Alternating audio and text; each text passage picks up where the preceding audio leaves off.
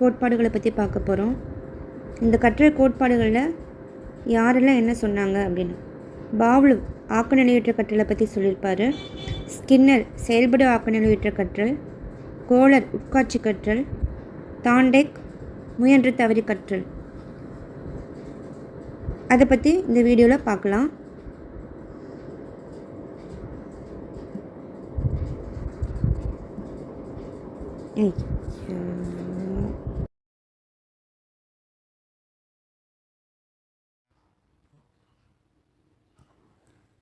ஆக்க நிலையுறுத்தல் பாவ்லவ் என்ன சொல்லியிருப்பார்னா, கற்றலுக்கு அடிப்படையை தூண்டல் துலங்கல். தூண்டல்ங்கிறது ஸ்டிமுலேட், துலங்கல்ங்கிறது ரெஸ்பான்ஸ். இப்போ இவருடைய சோதனைக்கு ஒரு நாயை பயன்படுத்துகிறாரு. ஒரு நாயை அறைக்குள்ளே பூட்டி வைக்கிறாரு. அந்த நாய்க்கு ஒரு எலும்பு தூள் இயற்கை தூண்டலாக கொடுக்குறாரு. அந்த இயற்கையாகவே அந்த எலும்பு தூளுக்கு நாய்க்கு உமிழ்நீர் சுரக்கும். இது இயற்கை துலங்கல். அப்போது இயற்கையான ஒரு தூண்டல் கொடுக்கும்போது இயற்கையான துலங்கல் வெளிப்படுது. இது கொஞ்ச நாளைக்கு அப்புறம் எலும்பு தூளுக்கு பதிலாக ஒரு மணி ஓசையை ஒலிக்க செய்கிறாரு. இப்போ இந்த மணி ஓசைக்கு இது தொடர்பில்லாத ஒரு தூண்டல். இந்த மணி ஓசைக்கு இந்த நாயிட்டேருந்து உமிழ்நீர் சுரக்கலை. அதுக்கப்புறம் கொஞ்ச நாளைக்கு அப்புறம் மணி ஓசையை ஒலிக்க செய்ததுக்கப்புறம் அது கூட சேர்ந்து எலும்பு தூளை கொடுக்குறாரு. அதாவது மணி ஓசைங்கிறது தொடர்பில்லாத தூண்டல், அது கூட எலும்பு தூள் கொடுக்கறது அப்படின்றது இயற்கையான தூண்டல். அப்போ தொடர்பில்லாத தூண்டலோடு சேர்த்து இயற்கை தூண்டலோடு கொடுக்கும்போது இப்போ இந்த நாய்க்கு உமிழ்நீர் சுரக்கும். இயற்கை துலங்கல் வெளிப்படுது. கொஞ்ச நாளுக்கு அப்புறம் மணி ஓசை மட்டுமே ஒலிக்க செய்கிறாரு.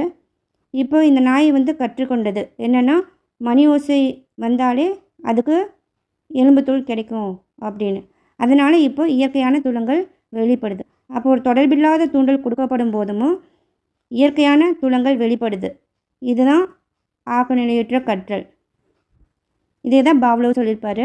இதை எப்படி ஞாபகம் வச்சுக்கலாம்னா, பாவ்லவ் அவர் பயன்படுத்திய சோதனைக்கு எடுத்துக்கொண்ட விலங்கு நாய் எப்படி குழப்பம் பவுல், அதனால் பவுலவ் அப்படின்னு ஞாபகம் வச்சுக்கலாம். இந்த எலும்புத்தூள் ரொம்ப ருசியாக இருக்கிறதுனால இது ருஷ்ய நாட்டு, இவர் ருஷ்ய நாட்டை சேர்ந்தவர் அப்படின்னு ஞாபகம் வச்சுக்கலாம். இதுதான் ஆக்கநிலையற்ற கற்றல் பாவ்லவ் சோதனை.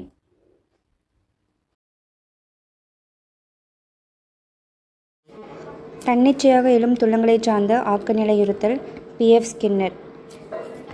இவருடைய சோதனைக்கு வெள்ளை எலியை பயன்படுத்துகிறாரு. அந்த வெள்ளை எலியை ஒரு கூண்டுக்குள்ளே அடைச்சி வைக்கிறாரு. உணவு கொடுக்கப்படலை.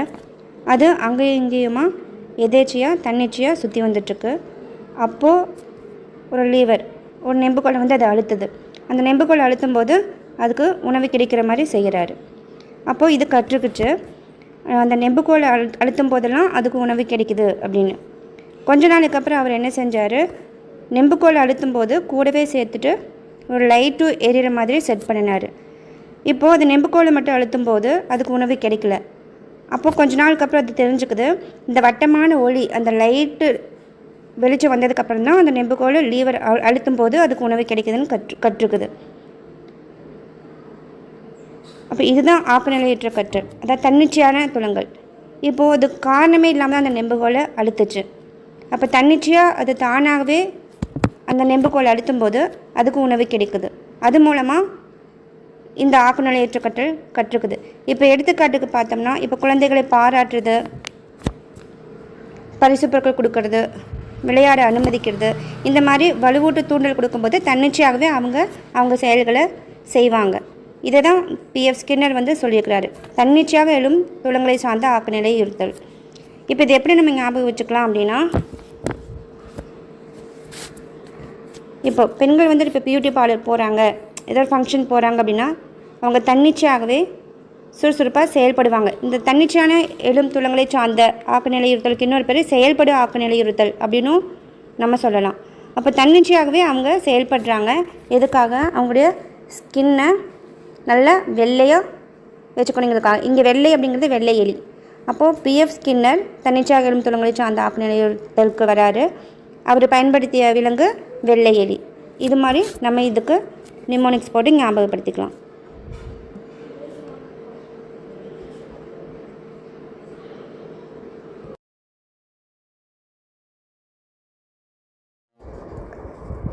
உட்காட்சி மூலம் கற்றல். இந்த சோதனையை செய்தவர் கோலர். இவர் இந்த சோதனைக்காக பயன்படுத்திய விலங்கு சிம்பன்சி குரங்கு. ஃபஸ்ட்டு இந்த சிம்பன்சி குரங்கு ஒரு கூண்டில் போட்டு அடைச்சி வைக்கிறாரு. அந்த கூண்டுக்கு வெளியே ஒரு வாழைப்பழ குலையை வைக்கிறாரு. பக்கத்துலேயே ஒரு கோல் இருக்குது. இப்போ இந்த குரங்கு அந்த வாழைப்பழத்தை எடுக்க முயற்சி பண்ணுது, முடியலை. கொஞ்சம் நேரம் கழித்து இந்த கோலையும் பார்க்குது, வாழைப்பழத்தையும் பார்க்குது. அப்போ இந்த கோலை பயன்படுத்தி இந்த வாழைப்பழத்தை எடுத்துடுது. அதுக்கப்புறம் ரெண்டாவது சோதனையில் அந்த வாழைப்பழத்தை கொஞ்சம் தள்ளி தூரமாக வைக்கிறாரு. இப்போ கோல் 2 சிறிய கோலாக அங்கே வச்சுருக்கு. அதை இந்த சிம்பன்சி குரங்கு எடுத்துருக்கு. இந்த 2 சிறிய கோள்களுமே ஒன்றோட ஒன்று பொருந்துகிற மாதிரி இருக்குது. இது ரொம்ப நேரமாக எடுக்க ட்ரை பண்ணியிருக்கு, ஆனால் எடுக்க முடியல. அப்போ திடீர்னு ஒரு உட்காட்சி மூலமாக ஒரு யோசனை தோணுது. அப்படி இருக்கும்போது அந்த 2 சிறிய கோள்களையும் ஒன்றோட ஒன்று பொருத்தி அந்த கோலை வச்சுட்டு இப்போ இந்த வாழைப்பழத்தை எடுத்துருது. இப்போ கோலர் சொல்லியிருக்கிறாரு, இது மூலமாக நிரூபிச்சிருக்கிறாரு. அந்த உட்காட்சி திடீர்னு அந்த சிம்பன்சி குரங்குக்கு ஏற்கனவே அந்த கோலை பயன்படுத்தி வாழைப்பழத்தை எடுத்திருக்கு. அதோட முன்னறிவு அதை வச்சுட்டு மறுபடியும் ஒரு புதுசாக இதை ட்ரை பண்ணணும்னு ஒரு யோசனை வந்திருக்கு. இதுதான் உட்காட்சி மூலம் கற்றல் அப்படின்னு சொல்லியிருக்கிறாரு. இப்போ இதையே பயன்படுத்தி தான் சில ஐன்ஸ்டீன், நியூட்டன்,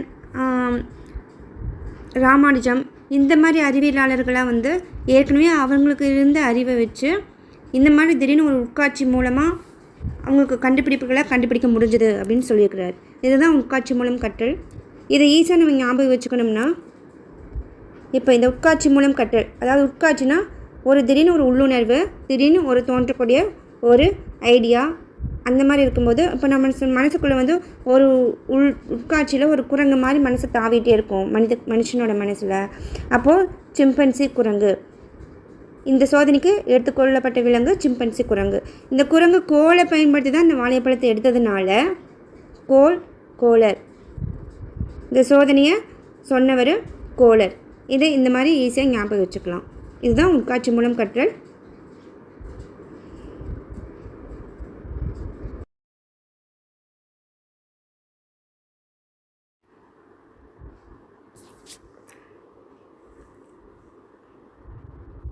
முயன்று தவறி கற்றல். இதை முன்மொழிந்தவர் தாண்டெக். என்ன சொல்லியிருக்கிறாருன்னா, கற்றல் என்பது தூண்டல் துலங்கள் இணைப்பால் ஏற்படும் ஒரு செயல்முறைன்னு சொல்லியிருக்கிறாரு. அதாவது ஒரு சிக்கல் வரும்போது அந்த பிரச்சனையை தீர்க்கிறதுக்காக நம்ம பல முறை முயற்சி பண்ணுவோம். அந்த முயற்சி பண்ணும்போது சிறிய தவறுகள் ஏற்பட தான் செய்யும். அந்த பல தவறுகளை தாண்டி அந்த தவறுகளை குறைச்சி கடைசியில் ஒரு சரியான பாதையை கண்டுபிடிச்சி அந்த ஒரு செயலை நம்ம நிலைநிறுத்துவோம். அதை தான் தாண்டெக் சொல்கிறாரு. இதுதான் முயன்று தவறி கற்றல், ட்ரையல் அண்ட் எரர் கோட்பாடு. இவர் தாண்டெக் எக்ஸ்பெரிமெண்ட் பண்ணியிருக்கிறாரு. இவர் அந்த சோதனைக்கு பயன்படுத்திய விலங்கு பூனை. இப்போ இவர் ஒரு பசியுள்ள பூனையை ஒரு கூண்டுக்குள்ளே ஒரு பெட்டிக்குள்ளே போட்டு அடைச்சி வைக்கிறாரு. வெளியே ஒரு கருவாடு துண்டு இல்லை ஒரு மீன் துண்டை உணவாக வெளியே வைக்கிறாரு. இப்போது இந்த பூனை அதை எப்படியாவது வெளியே எடுக்கிறதுக்கு கஷ்டப்பட்டு அதை முயற்சி பண்ணுது. அங்கே எங்கேயும் சுற்றி வந்துட்டுருக்கு. ஆனால் அதனால் முடியலை, இந்த கதவை திறக்க முடியலை. ரொம்ப நேரம் அதை முயற்சி பண்ணி பார்க்குது. கடைசியில் இங்கே ஒரு லீவர் மாதிரி கொடுத்துருக்காங்க, ஒரு நெம்புகோல். அதை இழுத்தா இந்த டோர் ஓப்பன் ஆகிற மாதிரி செட் பண்ணியிருக்கிறாரு. அதுக்கப்புறம் அந்த நெம்புகோல் அழுத்தும் போது அந்த கதவை திறந்துடுது. இந்த கதவை திறக்கிறதுக்காக இது பல முறை முயற்சி பண்ணி அதை தோல்வி விட்டுருது. கடைசியாக சரியான பாதையை கண்டுபிடிச்சிட்டு அப்புறம் ஒவ்வொரு முறை இந்த மாதிரி இந்த உணவு கொடுக்கும்பொழுதும் கரெக்டாக அந்த நெம்புகோல் அழுத்தி கதவை திறந்து வெளியே உணவை எடுத்து பழகிக்குது. இதை தான் தாண்டெக் இந்த சோதனை மூலமாக நிரூபிச்சிருக்கிறாரு. இப்போ இதை ஞாபகம் வச்சுக்கிறதுக்கு இந்த பூனை ரொம்ப கஷ்டப்பட்டு பல முறை முயற்சி பண்ணியிருக்குது. பாவம் அப்பாவி பூனை. இதில் அப்பாவி அப்படிங்கிறது ஆயத்த விதி, பா பயிற்சி விதி, வி விளைவு விதி. வி. அதாவது தாண்டெக்கின் கற்றல் விதிகள் 3 விளைவுகளை சொல்லியிருக்கிறாரு. ஃபஸ்ட்டு ஆயத்த விதி, செகண்டு பயிற்சி விதி, தேர்டு விளைவு விதி. இந்த பூனை ஃபஸ்ட்டு ஆயத்த விதின்னு பார்க்கும்போது இந்த பூனை அந்த கருவாடு துண்டை எடுக்கிறதுக்காக ஆர்வமாக ஃபஸ்ட்டு அதை தயார்படுத்தியிருக்குது. அதுதான் ஆயத்த விதி. ரெண்டாவது பயிற்சி, அதை எப்படியாவது எடுக்கணும்னு அங்கே எங்கேயும் சுற்றி கரெக்டாக பல பயிற்சிகளை மேற்கொண்டு அந்த நெம்புகோலை கரெக்டாக அழுத்திடுது. அதுதான் பயிற்சி விதி. லாஸ்ட்டாக விளைவு விதிங்கிறது அந்த மாதிரி பயிற்சியை மேற்கொண்டதுனால கடைசியாக இதோட விளைவு என்ன, அந்த மீன் துண்டை வந்து கதவை திறந்து கரெக்டாக எடுத்துடுது. அது எடுக்கும்போது அந்த பூனைக்கு ஒரு சந்தோஷம் கிடைக்குது. அந்த பயிற்சினால் ஏற்பட்ட விளைவு வெற்றி. இதை தான் தாண்டைக்கு வந்து சொல்லியிருக்கிறாரு.